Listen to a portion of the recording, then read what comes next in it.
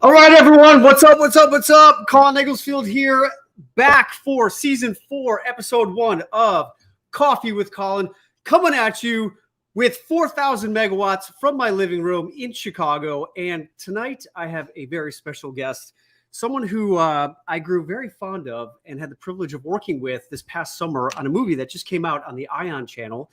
And I'm excited to have her on here to talk about all the things that she's been up to, the things that she's wanting to accomplish, the challenges that she's overcome, and that is what this show is all about.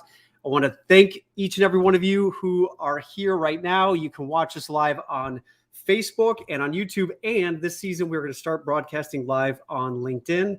And we also, thanks to my amazing producer Miriam, are now an audio podcast on Spotify. So if you haven't, if you're feeling the urge or the desire to just listen to these interviews over again to get some more inspiration, all you got to do is go to Spotify and click on Coffee with Colin, and you can hear it over and over again and get as much wisdom and insight from my fabulous guests, like my beautiful guest that I'm having on tonight.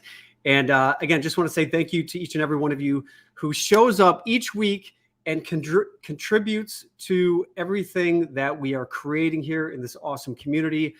I created this Inspire community about 2 years ago, and it just continually grows every year.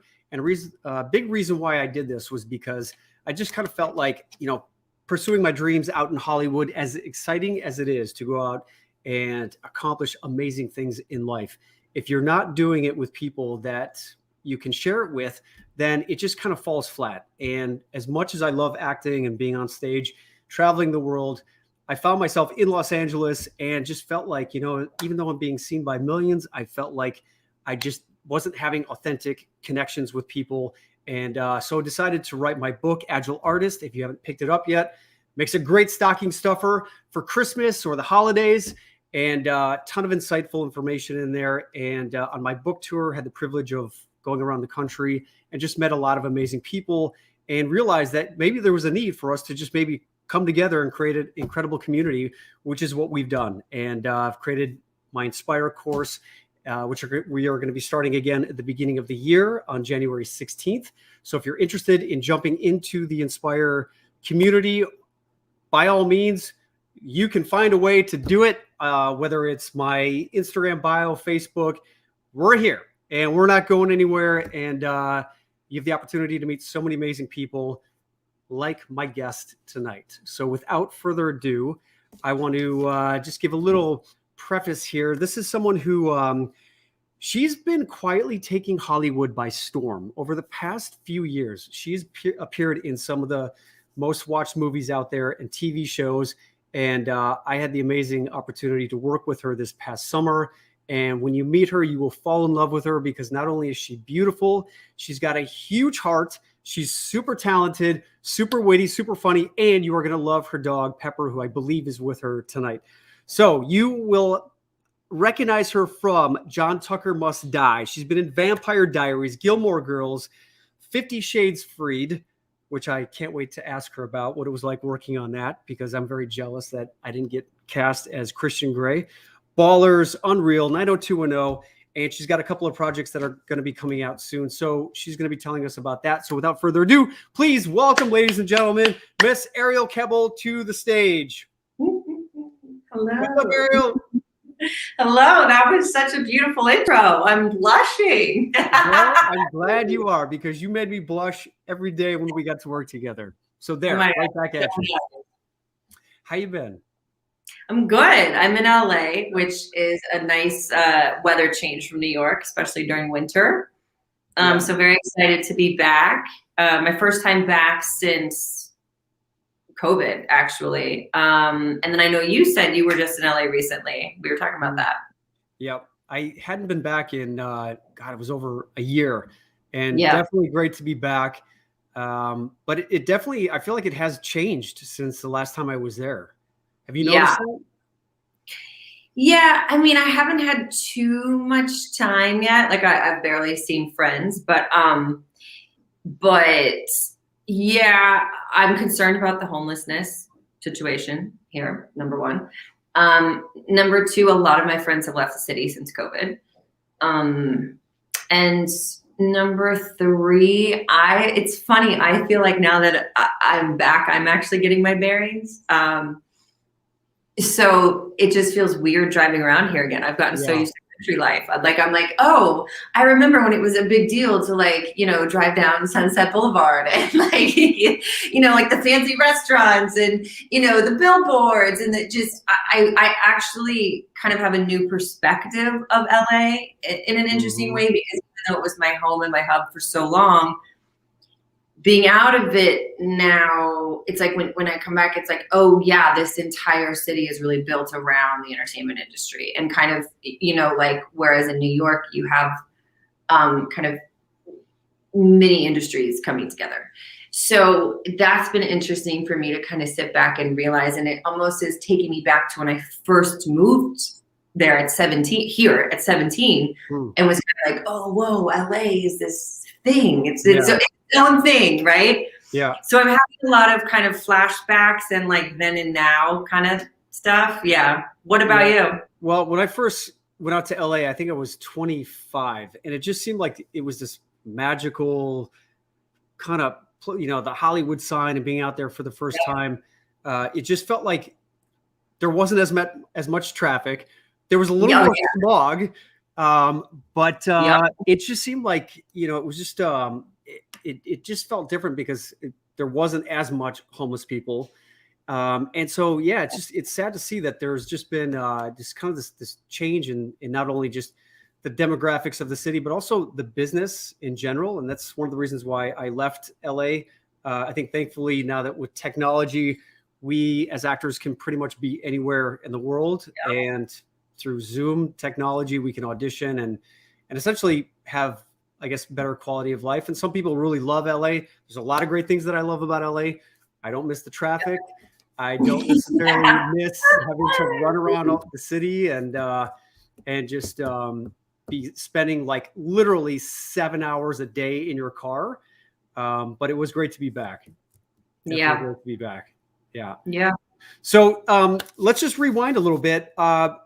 You've been acting for quite some time. You said you went out to LA at 17. Was acting something that you always wanted to do? 17. I know, it's nuts. Yes and no. I mean, did I see myself in this career long term when I was a child? No. But I had, growing up, my sister and I kind of did a lot of things together. Like we took art classes together. We do horseback riding. Horseback riding was always like my passion, but she also did it. And then, art kind of became more her passion. And then in between, like at camps, we would do theater and stuff. And as we were growing up, it was very clear, like I couldn't live without horses. Like the other things I loved, but I couldn't live without horses. And so my sister and my brother kind of went the more theater route, and I stuck with horses. But during that time, I was always approached for modeling or commercial work. Growing up in Florida, there's a lot of commercials and theme parks at the time. Theme parks were, all the rage. And so it was in the back of my mind. But I think I just was like, well, I'm so far down, like what I'm doing, and my brother and sister are doing their thing, and I wanted to be separate and like, and then I remember kind of one day being like, well, I could, start a savings account with modeling, and, that could go to my farm and my horses, and, kind of the things like, oh, what could I do with this opportunity? And that was when I was like in middle school, and when I really decided to like, and so then I started doing commercials, and very quickly was very successful. Commercials are wonderful, different than creating a character, and doing like acting character work. And so that was commercial. God, that's such a good question. What was my first commercial? Mine was a Folgers coffee commercial. That's a big deal. Yeah.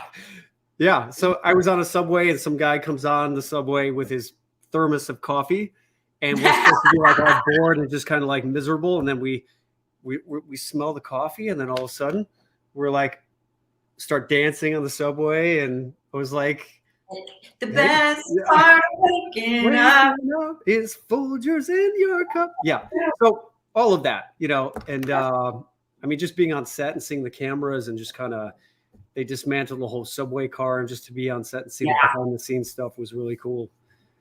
But, especially in commercials, because they normally have a pretty like that. They have a big budget. But so yeah, I don't remember my first one, but I was doing, like, I remember I did Nokia and like Busch Gardens and like just all the theme parks. And then I was doing a Creed music video, and I got bumped up to like the featured extra from the crowd. And I remember the next day like coming back, and I'd gone from being like an extra to them like escorting me and asking me if I wanted breakfast and whatever. And I was like flipping the fuck. I had no idea what was going on. I was texting my mom. I'm like, Mom, I'm one of the Sparkle girls. Cause like I saw the girls on stage as Sparkles. So I lied and said I was 18 to stay there because you had to be an adult. And then I like called my friend's agency and was like, hey, you don't know me, but I'm on set. Like, can I sign with you? They're asking me to put my agent's number down. Like the whole thing was just bizarre. Like it just, So that was how I got my first kind of like featured role, where I was like, okay, I really like this. And now I have an agent. Because the agency, of course, was like, you're on a job and you want us to sign you? The answer is yes. You know what I mean? Like, so then I went and met with them. And from there, when I was really like on set, that's when I started realizing, okay, there's a difference with character acting. And like, now I want to know what that's like. And so. And how old were you then when you started to study? 15 or 15, like and a half. Okay. So then, because I was getting auditions all the time when I was in high school, and it doesn't matter how well you do, if you miss school, you fail. So I was starting to miss school a lot for auditions. So took myself out of public school, went to a private performing arts school, where actually a lot of other, like Brittany Snow went there. A lot of kind of famous golfers went there in Florida at the time. It was basically for any athlete or actor or performer. A lot of top level gymnasts were going there. Who needed, it was a fully accredited school, but they wouldn't penalize you for missing for something that you were pursuing as a profession. I think maybe Mandy Moore went there at the end. It was just like, the Orlando hub of like. Yeah. And were your parents, like, were they supportive of that? Was that something that you had to talk about with them? So my parents actually found the school. My brother was going there before me. So he was younger at the time. He was in elementary school, maybe just like headed into 6th grade. So I knew about it through him. And so I had the opportunity to kind of watch and see how it was going with him. And then I was like, okay, I think I'm ready to make the jump. And then, I just remember I was like, okay, I'm out like of high school. Like I was like freshman year, I did like student council and cheerleading and all this stuff. And then I was just like, okay, I'm out. This sucks. Bye. Like I'm going to pursue my dreams. Bye. So and then I started taking like character. I was in an adult class. Again, I kind of fibbed about my age to be in this adult class and studied 4 days a week while I was in high school and did what I could to just soak up all the information, work my tushy off. And during that time was auditioning for stuff out in LA, was getting called back on things. They flew me out for Freaky Friday and Mean Girls. Jamie Roberts, Jamie Roberts, I think she goes by, but she is the head of casting for all Disney animation. She's done, I'm sure, all the films you guys know and love, Moana and Frozen and you name it. She saw my modeling card in Florida and called me out. And to date, we're still friends. She's like my Hollywood fairy godmother. I see her when she's in New York. I'm going to see her here. She's amazing. She has a daughter now going to college who I put on my horse in LA when she was like 3. So it's crazy. She's going to college. But that's all to say that I had a lot of magical kind of help behind the scenes. Like I was working very hard and I took it very seriously, but I had these magical moments along the way where it was like, because I was prepared, I kind of felt like I was given this like little push, like, here you go. And Jamie was definitely one of those people. Do you believe in the power of manifestation and the law of attraction and attracting all of that kind of support? Absolutely. I'm just naturally a visualizer. I feel like you are too, because you're an Aquarius. You're like, you think of something and it's like, gotta do it.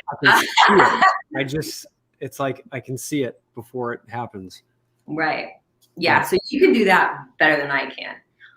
I would say I'm probably more of a manifester, where it's like, when I know I want what something feels like, or what I think it feels like, I feel like I can kind of pull it in. The visualizing thing, I think I do more of that like as a character. Like visualizing how something feels, or a situation, or, my relationships with certain people, what we've been through. That's kind of where my visualizing comes into place. I feel like in the world of creation, you take visualizing to like a whole nother level. Like we were talking about it all the time on set. I'm so impressed with how you just like think of something and then you do it. You have books, you have this show, you have your realtor company, you act, you've got your app coming on. I'm like, is there anything you don't do? Yeah, I'm about to fly off into space with Elon Musk next and colonize Mars. I mean, why not? Yeah. Right? You should. Yeah. Well, for me, I think I've always just had supportive parents who presented a lot of different opportunities to us and let us make our own decisions. Never felt like I was forced to do anything that I didn't want to do. I've met a lot of actors who have had stage parents who you could tell they were kind of pushed into it, pressured into doing it. Right. I was so grateful that my parents were always just supportive, almost so much so where they were just like, all right, go ahead, go off and do what you want. And my mom told me that she immigrated from Ireland. And when she came here from Ireland, that's right, she came to set. And my mom said when they got here from Ireland, they basically had just the clothes on their back, like barely anything to speak of. And her grandfather said, now that you're here in America, I'm giving you $1 million. All you got to do now is go out and earn it. And I think sometimes we take that for granted here in this country, where we really do have the opportunity, if we have a dream, if we believe in it, and if we work hard enough to put the pieces in place, we can actually accomplish amazing and great things. But guess what? This gets in the way, that little voice, right? Yeah. So what does that little voice for you say? And what do you do to combat it? Man, that voice is dangerous, right? But obviously you've overcome it, or you've learned how to transform it into something that is useful for you to be able to accomplish all the stuff that you've accomplished. You're very kind. I think some days I've acquired the tools to understand kind of what's happening and like what I can do in the moment. Other times, honestly, it's literally just like, I think leaning into being so keyed into your body that you're like, oh, okay, this is happening now. I have anxiety for no reason, or I'm feeling, whatever. And honestly, 9 times out of 10, if I just let myself like burst into tears, even if I have no idea why, not sad, no idea, just here I am, just like crying for 3 minutes. At the end of it is like, oh, my nervous system kind of just realigned, or didn't know I needed to cry, or needed to just like go for a walk outside, or needed to just acknowledge, hey, I'm feeling wacky today. I don't know why. That's just the day I'm going to have. So I think a lot of it is just like trying to not overrun, or leaning into how you're feeling or those thoughts instead of trying to ignore them, or like they're not happening, because then that creates the resistance, and that actually creates more anxiety. And so with the voice, like my friend Sterling, I had a podcast with, actually, dear friend, we call it the vulture, or he called it the vulture and I stole it and still use it. But it's like when the vulture comes yapping and, you know, I feel like it's almost like survival. Like, you know, you phone a friend or you like check the internet or like whatever the things are in survival, like A, B, and C. But there's some days I phone a friend and I'm like, hey, I need to check in. I'm thinking X, Y, and Z. Am I way off? Am I in line? Like, what's going on? Other days it's journaling. Other days it's like catching my thoughts and almost laughing at myself. Like, are you serious? Like, come on. You know, like you're too old for this shit. Like, get out.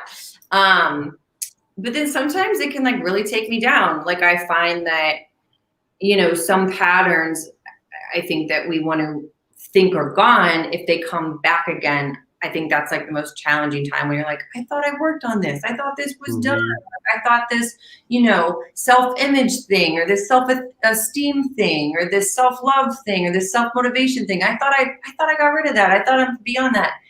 And, you know, I think like, I don't know if certain things ever go away. I think it's more the ability to not give it the power it once had.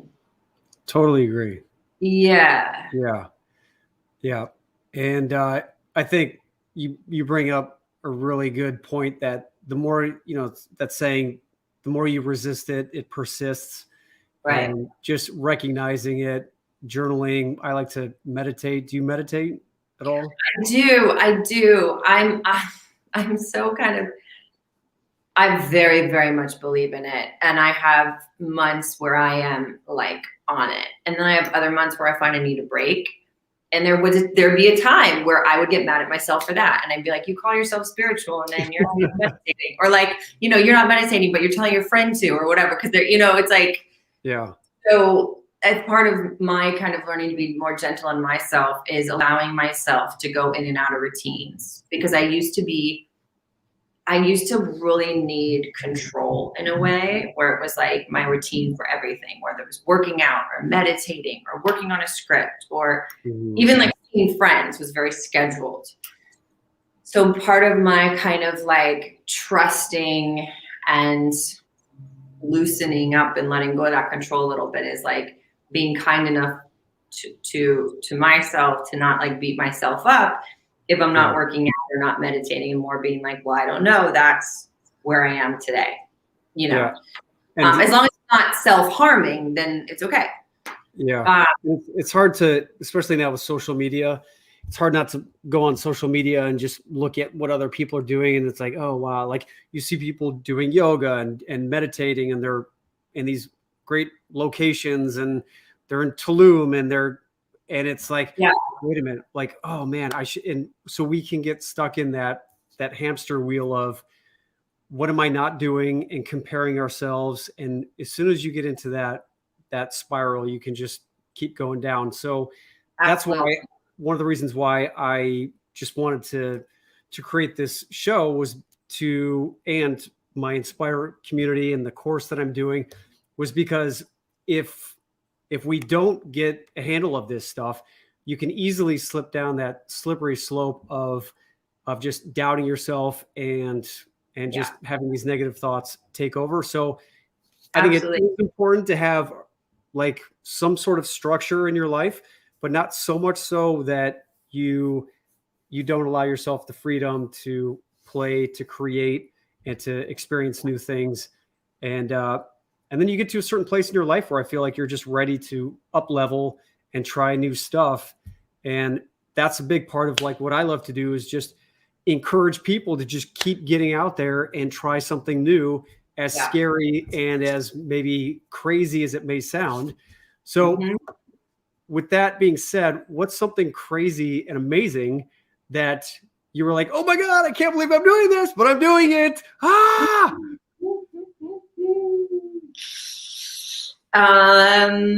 Recently, just in life. In life or recently, whatever comes up. I I look back at my like late teens, early 20s, and I traveled alone all the time. Like so much so that I'm like thinking about it now and I'm kind of shocked. But I liked to just, I guess, like pretend that I was always in a movie and just go off somewhere. And like, I would, I'd be like, oh, this is the part where she does the voiceover and it's the montage and she's going down the street to the left. And then, like, but that's actually how it would end up. Like I would meet someone at a bar in Ireland and I would be looking at where to go next. And he'd be like, oh, I think you should go here. And I was like, okay, yeah. He's like, when you go there, you're going to drive down this dirt road. You're going to get this one taxi. He's going to take you 3 stop signs to the left. You're going to knock on this woman's door. She has horses. You're going to tell her I sent you. You're going to get on a horse and you're going to ride to the beach. Because he said to me, what's one thing you want to do in Ireland that you haven't done yet? And I said, I've always wanted to ride a horse on the beach. And so he told me like how, and I took like a bus and a train and a taxi. And sure enough, I knocked on, it was this old, beautiful Irish farmhouse, but it was like, kind of run down, but in a beautiful way. Again, I was in my mind, I'm like, this is the set of the movie. Like everything to me was, I was playing it in my head. And she opened the door. She's like, come in, I'll be out, like very kind of like, I was like, okay. And then she led me around to the barn. She let me pick my horse and we saddled up and went. And the whole time I was like, as I was riding the horse on the beach, I was like, I don't know how I got here, but I'm so happy I said yes. I couldn't, and then also I was very happy I was safe. But yeah, like I just couldn't believe that life had unfolded like that, where it was like, cue the actor, like it just felt like it was this like already pre-existing story that I'd stepped into, and yet it was just unfolding step by step, and I was getting to live something I had said I'd always dreamed of doing and got to do it. So I haven't thought about that in years. I have no idea why that just came to me, but that was pretty cool. Yeah. And would you say there's anything that has ever stopped you from pursuing something that you maybe looked back at and been like, I wish I would have tried that or not been so scared to give it a shot? Oh yeah. Yeah, that's a good question. To switch gears and get pretty serious, my voice is something that I really struggle with in terms of how much I share publicly and how much I don't. Mm-hmm. So there's a lot of things, especially in the past few years, that I've really come head to head with that I'm like, oh, and now we get emotional, that have been challenging in my career, sexual harassment, wage gap, you name it, all the things that we hear and talk about every day. And, there's days that I'm happy I haven't said anything yet because I haven't felt ready. And I know the bravery and the courage it takes. And so in a way, I don't want to do that until I'm really fully there. And then on the other hand, it's like, sometimes I'm really angry because it's still inside of me and it's not something that I don't think about or don't, I still have those experiences. I live with them. So that, and especially living in this day of social media and like so much of like claiming your voice, claiming your brand, claiming opportunities, that's something that I'm working through. So yeah. Well, I think a lot of people here are appreciative that you are sharing this, and like Beth Phillips here saying you are brave.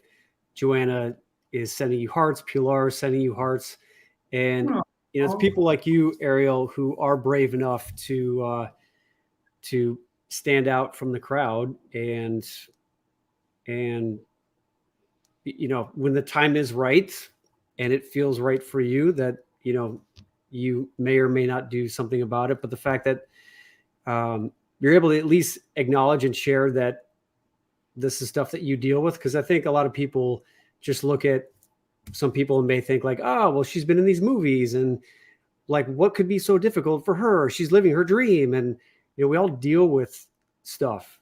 And I think a big part of what I've learned from the experiences that I've lived through is that, they make us who we are.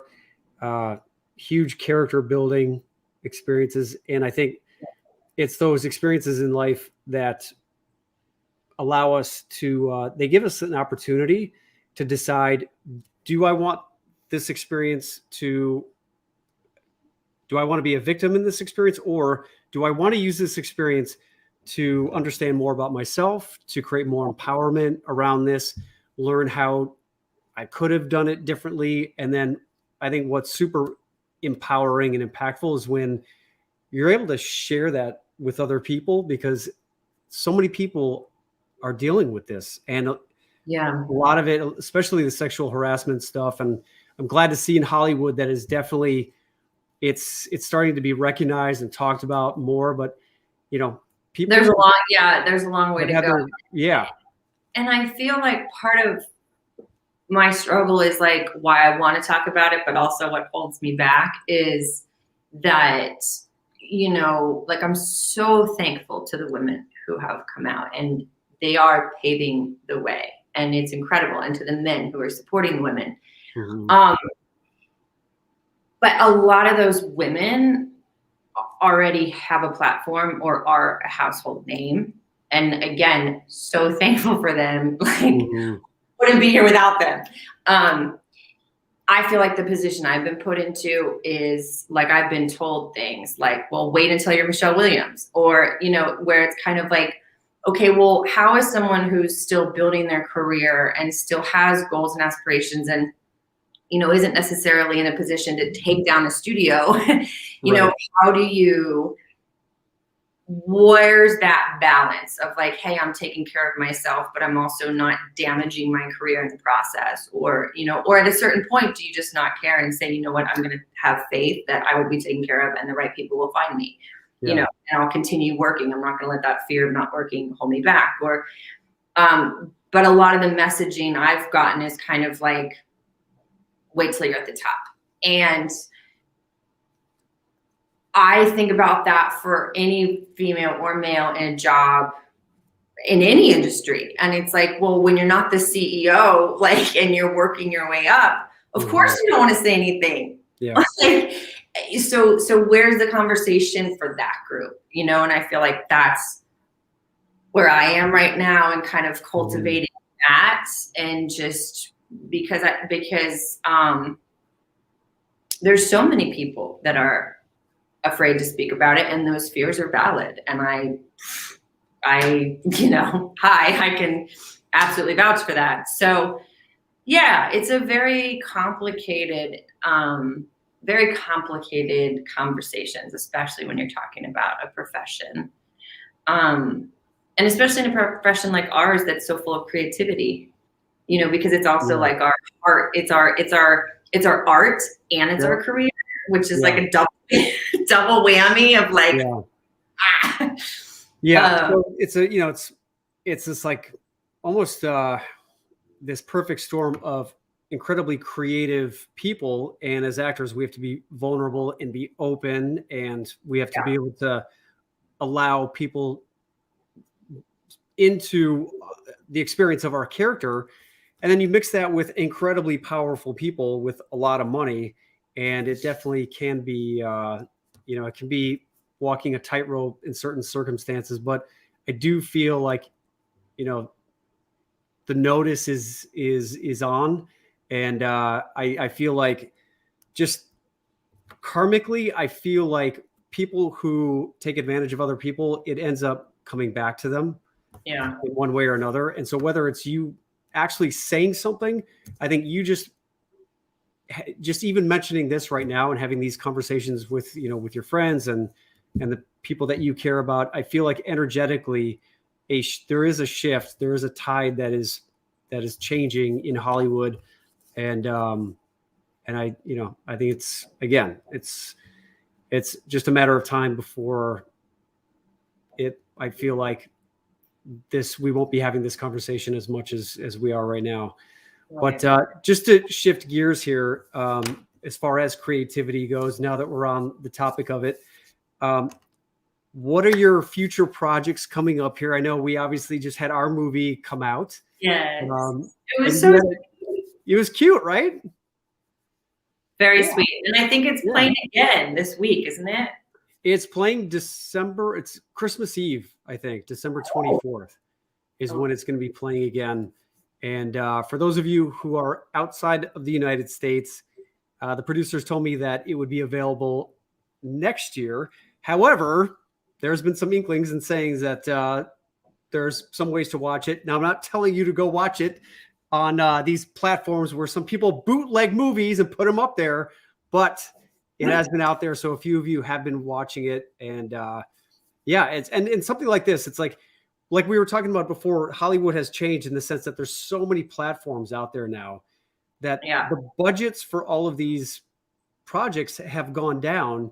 So there's more opportunity, but the quality, I think, of the material, I think, has definitely suffered because there's just not enough money. Like with our movie, it's like normally you would have a first assistant director, a second AD, third AD. And here we had the first AD who was also the location scout, who was also the person getting the food, who was also like the script supervisor. It was like, when you show up on set, you're like, okay, there should be 75 people here and there's 20. But hey, we're going to make the most of it, right? And so it's one of those things where you're like, okay. Made the most of it. Yes. Yeah, but we did have fun for sure. We had a blast. Thank God we were co-stars. I honestly don't know what the movie would have been or what we would have done without you. I mean, I'm not joking when I said, Colin's like the mayor of Chicago. There was days where like he was finding houses for our next location and bringing in, it was just your wonderful friend. What's his name? Brian? Yeah. Brian is a police officer friend of mine. Great. Yeah. Brian, how you doing? If you're out there watching, Brian, former police officer. And I was like, hey, dude, we need a stunt supervisor on set here to show us like how Ariel needs to like throw me down and do her like moves. So that's another thing. Like we don't have to get serious, but set safety is a huge from day one. Ben, I'm a big stickler for set safety. So when we got on set and I was like, where's the stunt coordinator? You helped lower the fights that could have been. So that was amazing. Everyone was safe, which is always the goal. And then Melissa, our director, was just like balls to the wall. She was just putting out fires right and left, and watching her work and think on her feet that quickly to just like make our days and make this thing work was incredible. And then, we got to laugh, being dressed as elves and Santa. Yep. And you had little Pepper on set every day, which made everyone smile and be happy. Is she there with you right now? She is. She went in the other room. Should we grab her or no? Yeah, sure. If you want to grab her. Peppies, everybody wants to see you. Come here. So thanks everyone for being here. Thank you for your comments. And yes, Beth. I was called the mayor of Chicago quite a few times on the Mayor Pepper. So Pepper was actually the real star of the film and on set. Even though she got cut from 3 scenes. I even bought her Christmas outfits and they still cut her. That's right. You had her in her little Santa outfit. I had her in a Santa outfit. Yeah. I got an elf outfit and then like one other outfit. She still got cut. But this is her. Yeah. She's like sleeping. Are you sleeping? The job I'm here working on now is so funny. They're like, everyone has a dog, big dog lovers, a very sweet cast. And she is just like, she's already stolen the hearts of everyone. They're like, can I go watch Pepper? Can I go watch Pepper? I'm like, man, she has got like her little fan club. It's the sweetest thing. Yeah. And did you rescue her? I rescued her. Yeah. I was actually doing press for Lincoln Rhyme, which was a show I was on NBC. And we were doing the TCAs and they had us doing different charity stuff. And one of them was this animal rescue organization. It was the the Pasadena Humane Society. And she was sitting there and it was like a magnet. And I didn't know. And she put her paws around me. She wrapped her little paws around my wrist. And I was like, I can't. She stole your heart.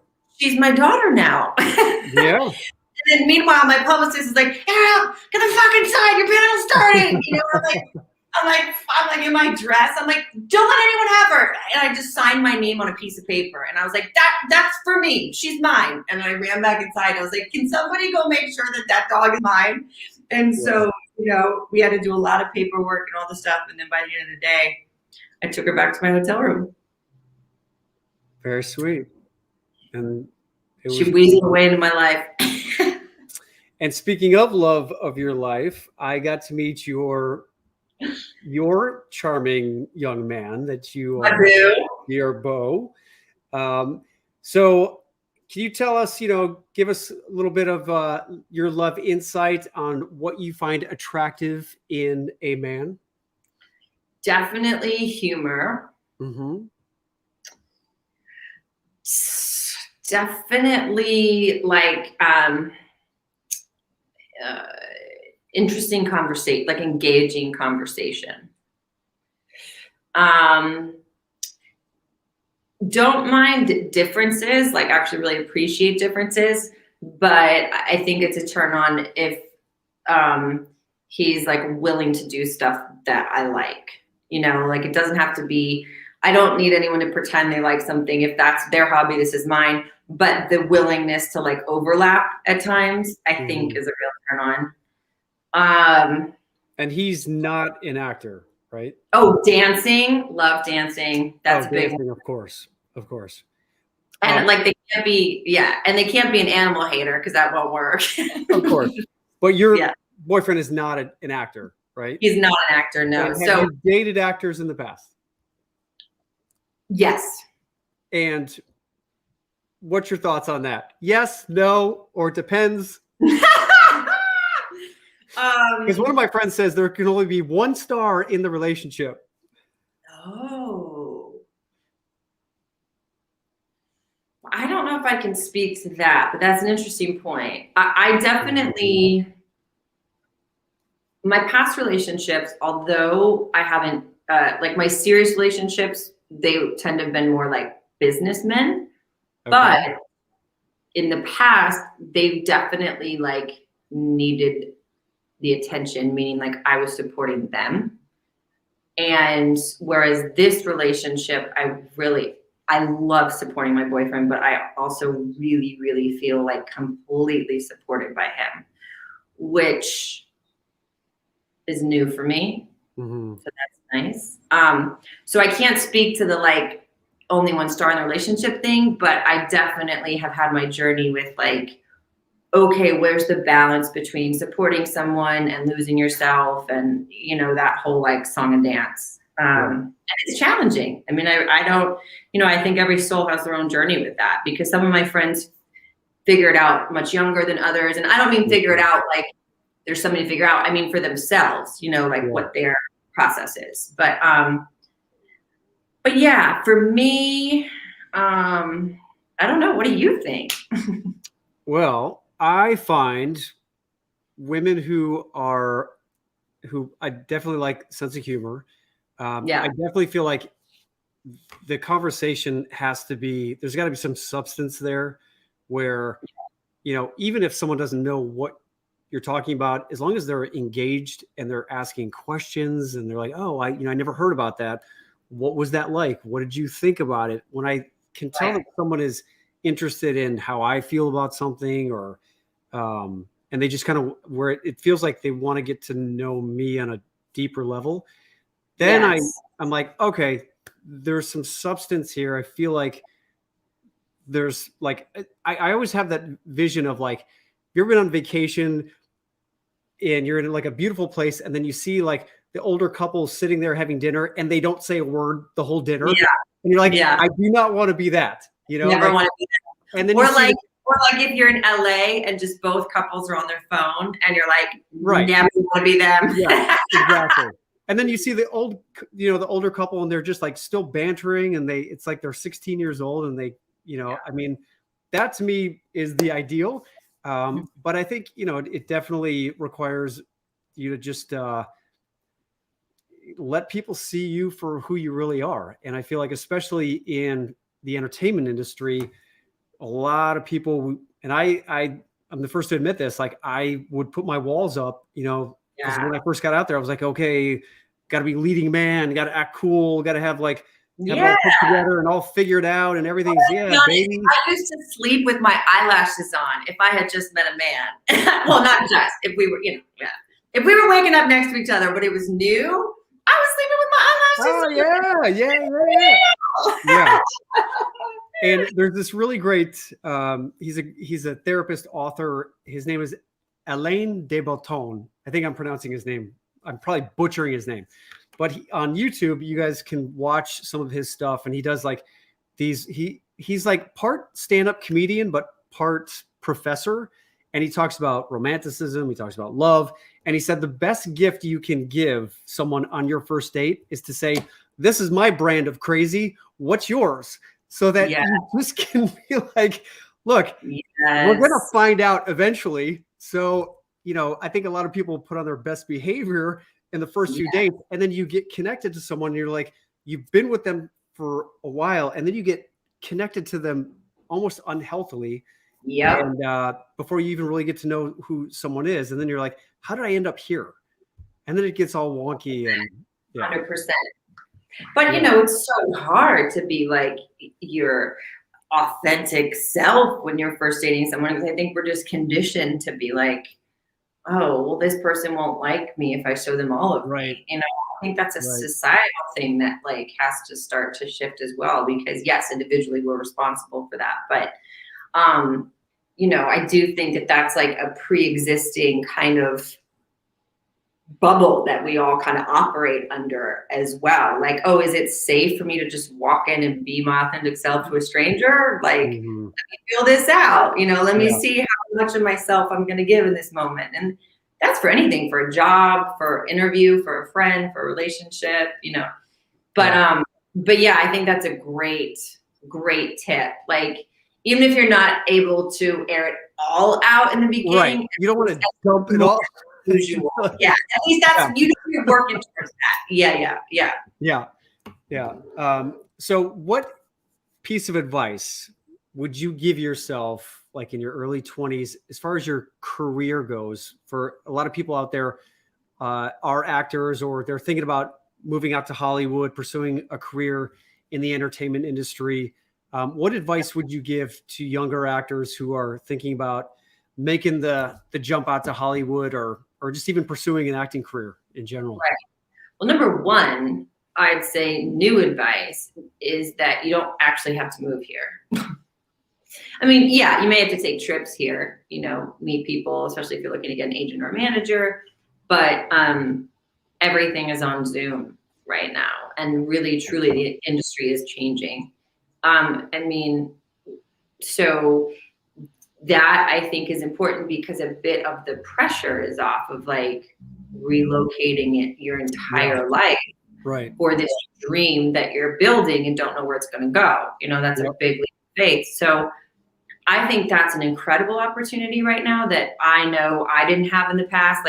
When we were doing it, you had to be here. You had to, they wouldn't even think about hiring you, in the beginning if you weren't. So I think that's huge to keep in mind and kind of let that pressure ease away. At the same time, you still be active. If you want this, to be actively pursuing who you want to work with. Is it agents? Is it managers? Is it acting classes? Is it,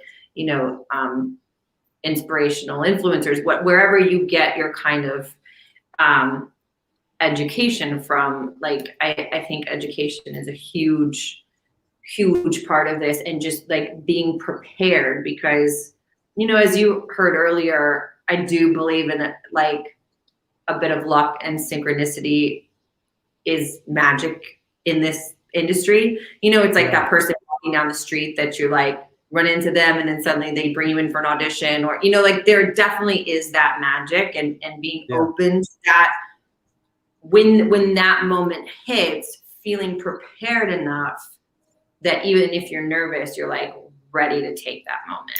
So I think like just really preparing yourself every day, whatever that looks like, even if it's working out or self-care or, whatever it feels like, where you're doing what your soul needs to feel prepared to jump into commercial work, theatrical work, film and TV, whatever that looks like.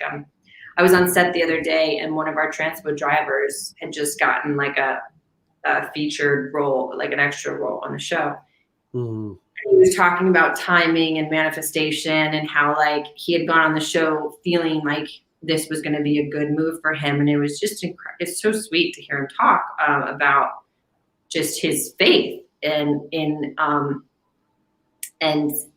asked him to come back and so I think it's being excited about the building blocks as well, not getting to the final destination.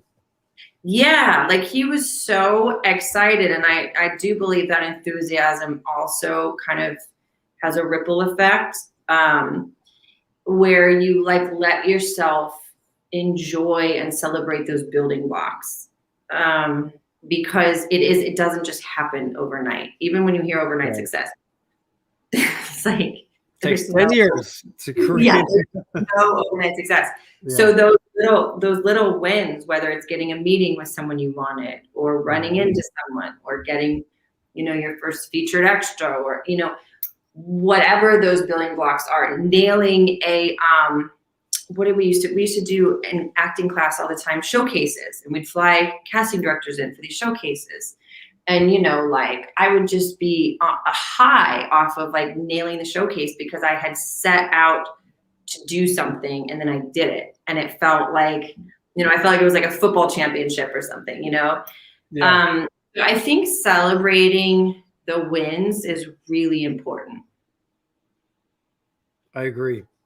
And I think with acting, our chances we have so few, I guess, opportunities to actually show our work that you've got to make the most of those opportunities so that when you do have that opportunity to audition for these casting directors and the directors, that you're putting your best foot forward. And that's the thing that would always keep me motivated and inspired to go to the gym, to eat healthy, to take good care of myself, to keep going to acting class.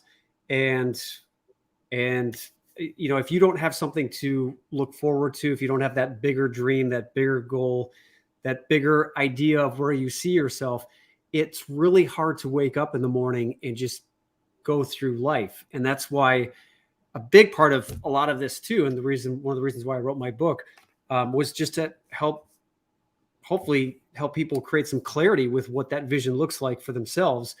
Because when you get connected to that, I'm telling you, amazing things can happen. I mean, your resume speaks for itself, and you've done it. You are living proof that if you have a dream and you have a vision and you practice everything necessary to keep creating that positive energy and that manifesting energy, and you surround yourself with the right people, that amazing things can happen. And it is hard work. I definitely want to regret. Like it's, I left my high school to start prepping, and I say it's like this business is like 10% glamorous. The rest is like working through the night, wrapping at 7 a.m. How many times were we filming at 4 a.m. and we were like, wait, what time is it? Okay, all right, let's go, let's do it. Yeah. Okay, your close up. Here's your close up. 4:30 in the morning. Like, let's do it. It's freezing cold out, but you're in a dress. Go. So I think worth it.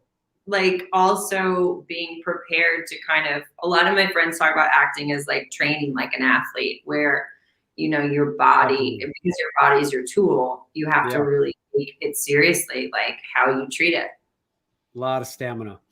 And as we wrap up here, my dear, and thank you so much for being here. I know you've probably been on set all day, and I really appreciate your time. And I know so many people here who have written in the comments. Thank you so much, guys, for being here. I'm so happy to be here. We were talking about your show on set, and I was like, yes, I'm coming on your show. I love that you do this. So I'm happy to make it happen. Well, there's a lot of people who say that they're going to do stuff, and you're one of the few people that actually do it. So thank you, Ariel. So as we wrap up the show, at the end of the show, I always love to ask my guests what their favorite movies are. So Ariel, what is your favorite movie of all time? Okay, of all time is like a lot of pressure, but one of my favorites is Wild Hearts Can't Be Broken. Ooh, who's in that? Is that Keanu Reeves? No, but I just watched Speed the other day. That movie holds up. That is a great movie. Yeah, holds up, and he's like sexy in that movie. No, this is a based on a true story about a woman who is a horse diver. Okay, who's the lead actress? And she goes blind, and she still dives for years after. She doesn't tell the audience that she's blind. She goes blind when a bad jump with a horse goes wrong. And it's great. You should look it up. Wild Hearts Can't Be Broken. Who's the lead actress? Oh, now you're going to do the questions, the hard questions. All right. Well, someone will put it in the chat here in a second. Yeah. She's a Spitfire. I can't remember. Michael Schoeffling. You're right. Yeah, Michael Schoeffling. He's the guy. I had such a crush on him. Okay. And the girl is she was woman. She was so good. She was a Spitfire. Well, does anyone have it? Gabrielle Anwar. Oh, there you go. That's her. Okay. Yep. Kathleen Walsh for the win. Sarah Wallace got it too. Heather Beth Huff got it. All okay. Right. Way to go, guys. All right. What is your, other than A Christmas Witness, what is your favorite romantic comedy? My favorite romantic comedy? Yes. Again, a lot of pressure for the favorite, but Have you ever happened to see a movie I did that maybe Something Borrowed? Something Borrowed? I don't know. It's so good. That volleyball scene, rare. Oh yeah. That was a great movie. You were fabulous in that. Thank you. I also love The Holiday. Great movie. And especially with the holidays coming up, highly recommend that one. What was your favorite childhood movie? Ace Ventura, Pet Detective. Oh my God. Amazing. I mean, you even look like Ace Ventura right now with that shirt, Oscar. Yes, Pet Dick. Yes, Satan. Sorry, sir. I thought you were somebody else. I'm not even going to attempt to impersonate. But that leads me to my next question. Favorite actor? These are surprisingly very difficult questions. Okay, favorite actor. I would say, again, one of, not the only, but just like America's Sweetheart, Tom Hanks. Like, you can't, like, I remember when COVID first hit and it was like Tom Hanks has COVID, and it was like, I don't think America could have functioned. Like, we needed Tom Hanks to live. Yeah, just go back and watch Forrest Gump. But even big, and You've Got Mail, and I mean, Saving Private Ryan. So many amazing films. He's amazing. He had one that I watched a few months ago called News of the World. Have you seen that one? Oh, yeah, it's really good. Definitely check that one out. And last question, favorite actress?